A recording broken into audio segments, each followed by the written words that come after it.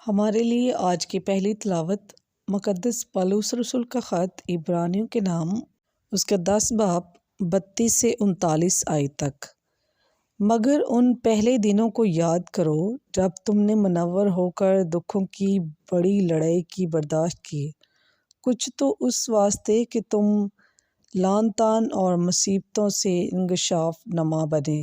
اور کچھ اس لیے کہ تم ان کے شریک ہوئے جن کے ساتھ یہ بدسلوکی کی جاتی تھی، کیونکہ تم نے قیدیوں کی ہمدردی بھی کی اور اپنے مال کا لٹ جانا بھی خوشی سے قبول کیا، یہ جان کر کہ تمہارے پاس ایک بہتر اور دائمی ملکیت ہے۔ پس اپنا پختہ اعتبار ہاتھ سے جانے نہ دو، کیونکہ اس کا اجر عظیم ہے، کیونکہ تمہیں صبر کرنا ضرور ہے، تاکہ تم خدا کی مرضی پر عمل کر کے اس وعدے کو حاصل کر لو، کیونکہ اب تھوڑی ہی مدت باقی ہے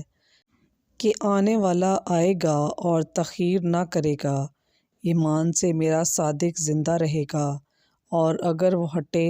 تو میری جان اس سے خوش نہ رہے گی، مگر ہم ان میں سے نہیں جو ہلاکت کے لیے ہٹ جاتے ہیں، بلکہ ان میں سے ہیں جو جان بچانے کے لیے ایمان رکھتے ہیں۔ بس پاک کلام کے پڑھے اور سنے جانے پر خداوند کی خاص برکت ہو۔ خدا کا شکر ہو۔